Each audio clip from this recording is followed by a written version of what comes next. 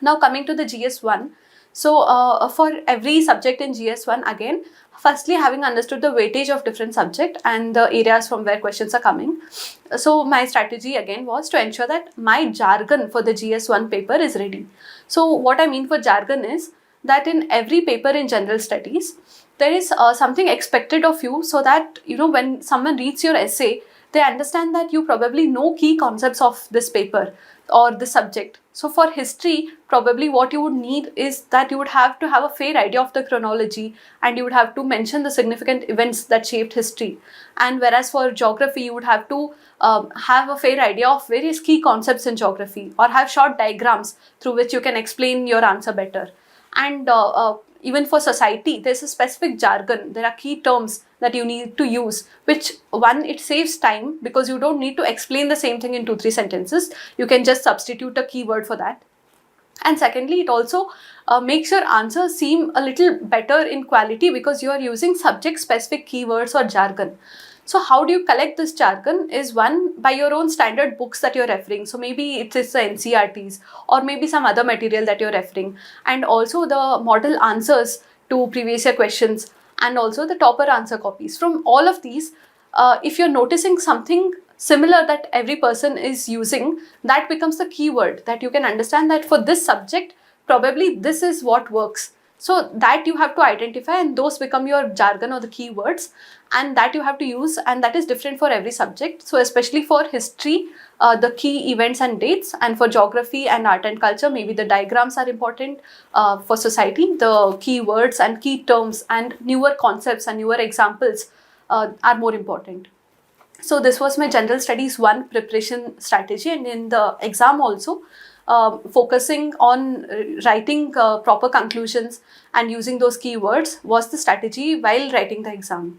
So for GS2, in GS2, I have a history in law, so I have graduated in law. So for me, the subjects of polity and governance, that came easy to me. So I spent more time on other areas like international relations. So here I mean, this is something that you have to have your own strategy as to what subject is important or strong for you, and what subject you need to focus more on. So for me, that was international relations, and here I understood that again here some examples of depicting international relations in different arenas is important. And again, the same analysis of model answers of PYQs and the topper copies gave me an idea as to what are the important things while I'm preparing for international relations. And secondly, how am I going to answer it? So even in international relations, I noticed that whenever I'm able to draw a map and then I'll give my answer and explain the relation between two countries or India and another bloc or the global south, etc., my answers are better. So this is a strategy that I adopted, that as far as possible, I'm going to draw a word map and then give my answer. And with regard to polity and governance, my idea was that I have to highlight various articles of the constitution as far as possible, and various landmark judgments of constitution, and for governance part, various schemes and mentioning their key ingredients. This was my main focus area for governance and polity. Now coming to GS3, GS3 being a little technical in nature because of the subjects like economy or environment and science and tech, my main focus here was that I should be very clear on the concepts. So having clear understanding of the concepts and knowing again the technical jargon that is used in, say, science and technology or economy was very important. So I had a notebook where I would mention some key data facts, especially for economy, and just 1 or 2 pages in which I'm mentioning very important data that I'm going to use in different answers in economy was important. And secondly, even for subjects like internal security, again here I noticed that if I'm drawing a map, my answers are better. So practicing drawing maps quickly and understanding again in internal security also the specific jargon of different sorts of internal security threats and latest examples of those. All these things I had noted down in a short notebook. Again, the whole GS3 paper I could have summarized in just 3 or 4 pages probably. So this was the strategy for preparing for GS3. And when writing answers for GS3, again the idea was that I don't take the whole GS3 as one paper itself. but I would rather think of it as questions from economy or questions from environment, questions from internal security, and then answer them accordingly.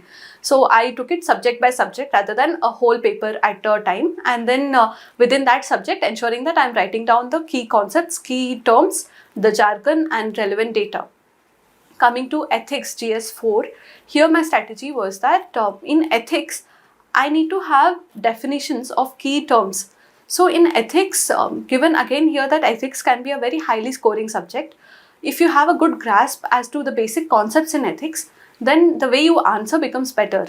And again, in ethics especially, using significant terms and ethical values is very important.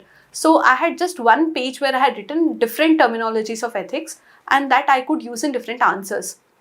So along with the keywords in ethics, I had made my own definition of various concepts. So be it morals or values or emotional intelligence, along with a standard definition, I had my own simple definition that I can remember very quickly in case I forget the standard definition. So this helped save time when writing the answer. And even these definitions, they do not take a lot of time or space to write and make your own preparation of it.